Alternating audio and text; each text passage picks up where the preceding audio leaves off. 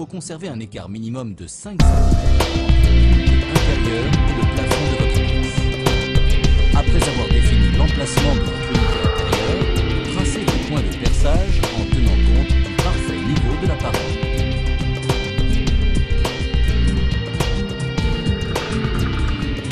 À l'aide d'un perforateur et d'une mèche adaptée, effectuez soigneusement vos perçages. Prenez ensuite des chevilles et des vis adaptées, un marteau, une visseuse, afin de procéder à la pose du support.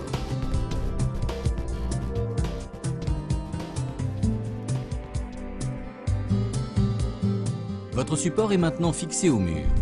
Dépliez les tuyaux de raccordement délicatement afin d'éviter d'éventuels pincements.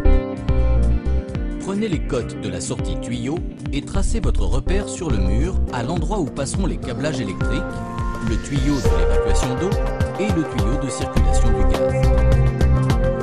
Prenez la mesure du centre de votre élément intérieur, ensuite mesurez la distance entre l'axe du tuyau et le milieu de l'unité intérieure.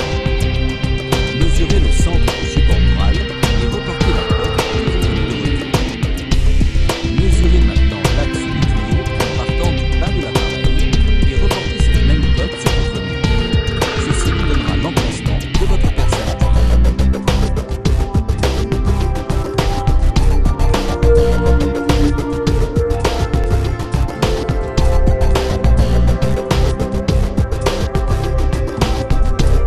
Munissez-vous d'une perceuse et d'une mèche cloche et placez votre trou à l'emplacement mesuré précédemment pour les tuyaux.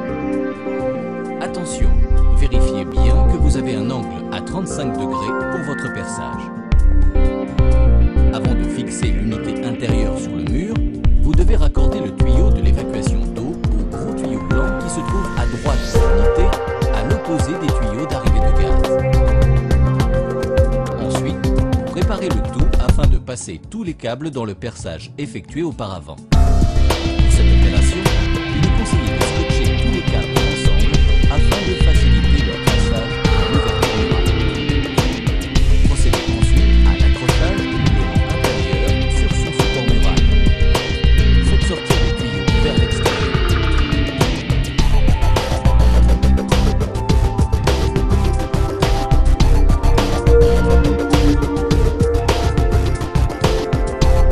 Dans le deuxième carton, vous trouverez l'élément extérieur de la climatisation accompagné de 2 tuyaux, d'une bande thermique, d'un cache de finition, d'un sachet de mastic de rebouchage, d'un rouleau de scotch noir et d'un guide d'évacuation d'eau.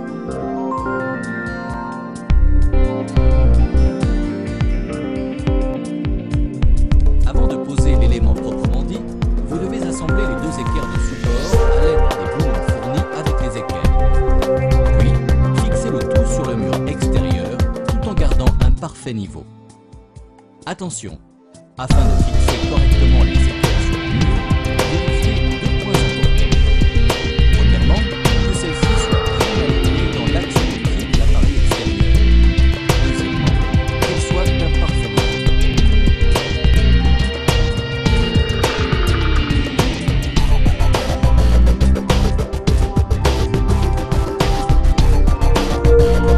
Attention, si vous avez un mur plein, utilisez des chevilles métalliques fournies. Si vous avez un mur creux, il est obligatoire d'utiliser des chevilles à scellement chimique.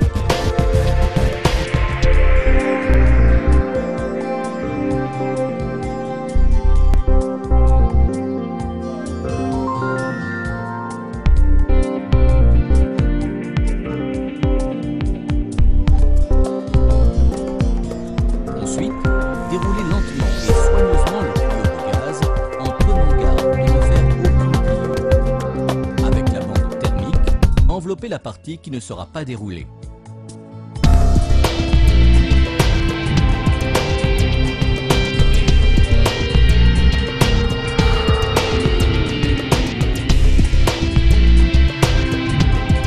Raccordez enfin ces tuyaux aux sorties de l'unité intérieure. Afin d'assurer une parfaite étanchéité entre la jonction des tuyaux, nous vous recommandons de serrer très fortement.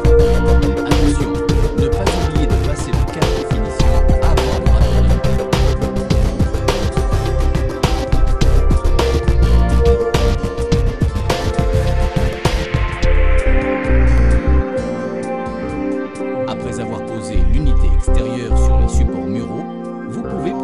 à la fixation de l'unité et du support à l'aide des boulons fournis à cet effet.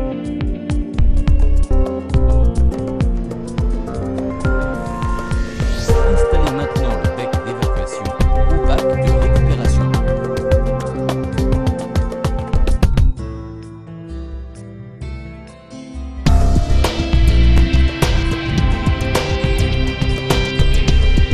Dévissez les capuchons de chaque extrémité des tuyaux et des sorties de gaz de l'appareil. Ensuite, connectez les tuyaux à la sortie de l'unité extérieure en serrant très fortement.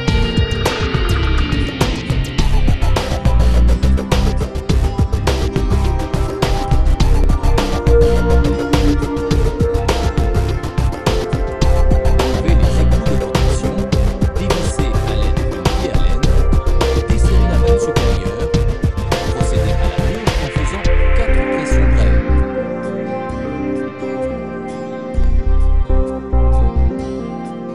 Desserrez la vanne inférieure et remettez les capuchons de protection et serrez-les fortement. Ensuite, dévissez le cache du boîtier électrique et procédez au raccordement des fils électriques par rapport aux couleurs correspondantes. Exemple, le fil marron avec la borne marron.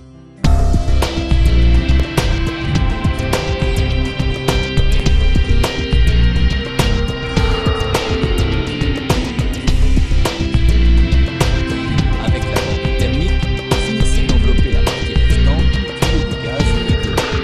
Puis faites un boudin avec le mastic et appliquez-le sur l'orifice de passage du tuyau et fermez le tout avec le cache de fixation.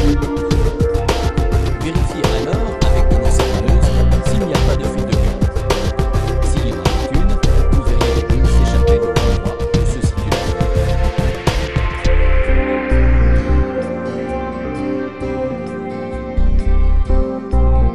Votre installation est terminée. Branchez maintenant l'unité intérieure à votre prise électrique et appuyez sur le bouton rouge de la mise en service.